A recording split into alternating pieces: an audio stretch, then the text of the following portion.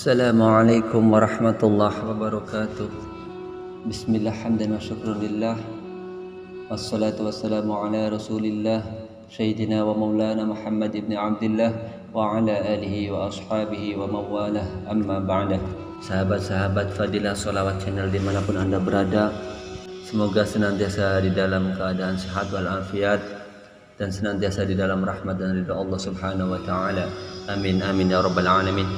Insyaallah esok hari kita akan berjumpa lagi dengan bulan Ramadan 1442 Hijriah.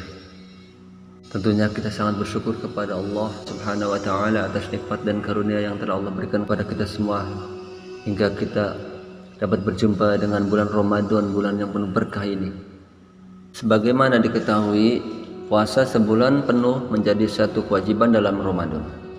Dalam menjalaninya, kita harus mengetahui berbagai hal yang disyaratkan sebelum dan dalam pelaksanaannya. Dari hal itu, langkah pertama mempersiapkan diri menemui Ramadan adalah memperbaharui pengetahuan tentang puasa, meliputi kewajiban, kesunahan, kemakruhan, hingga larangan-larangan saat menjalaninya.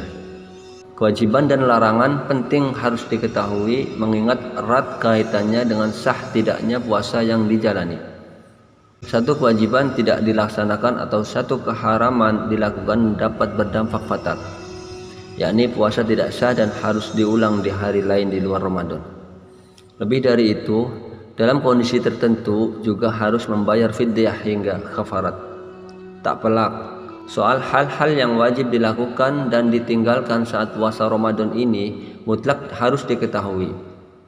Berbagai kesunahan dalam menjalaninya juga penting dipahami guna menambah pundi-pundi amal. Meskipun boleh saja hal tersebut tidak dilakukan, tetapi sungguh sangat disayangkan jika ditinggalkan begitu saja, mengingat pahalanya dapat berlipat. Misalnya, melaksanakan sholat tarawih yang hanya ada pada bulan Ramadan, meningkatkan pembacaan Al-Quran, memperbanyak membaca sholawat kepada Nabi Muhammad SAW. Ibadah-ibadah itu tentu sangat disayangkan jika kita tidak lakukan. Pun pengetahuan soal kemakruhan dalam menjalin puasa Ramadan juga tidak kalah penting. Pasalnya, jika hal itu dilakukan akan mengurangi nilai puasa kita hingga hanya lapar dan dahaga saja yang kita peroleh. Dalam rangka menjumpai bulan Ramadan, perlu persiapan yang cukup matang agar ibadah di bulan suci ini dapat berjalan secara maksimal. Selain memperkuat pengetahuan perihal puasa, hal lain yang perlu disiapkan adalah meningkatkan daya spiritualitas atau ruhaniyah.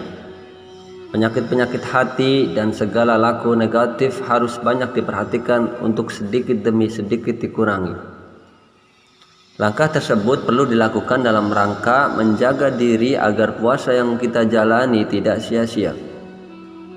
Sebab, meskipun penyakit hati itu tidak membatalkan puasa secara syariat, akan tetapi dapat menggugurkan pahala puasa secara hakikat. Pasalnya, hal tersebut menunjukkan bahwa sejatinya manusia itu belum dapat menaklukkan nafsunya.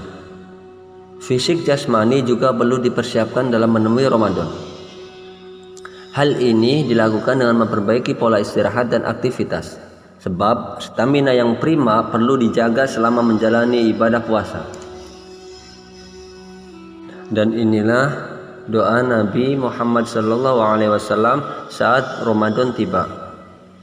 Semasa hidupnya, Rasulullah SAW sangat menunggu kedatangan bulan Ramadan dan mempersiapkan diri agar bisa maksimal beribadah di bulan Ramadan.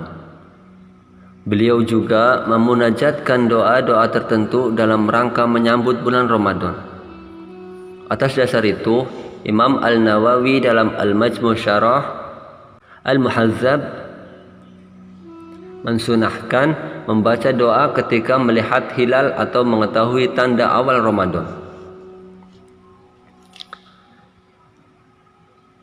Doanya yang berbunyi kurang lebih, Allahumma ahillahu alaina bil yumni wal imani was salamati wal islam Rabbi wa rabbuka Allah yang artinya kurang lebih, ya Allah, jadikanlah hilal bulan ini bagi kami dengan membawa keberkahan, keimanan, keselamatan dan keislaman.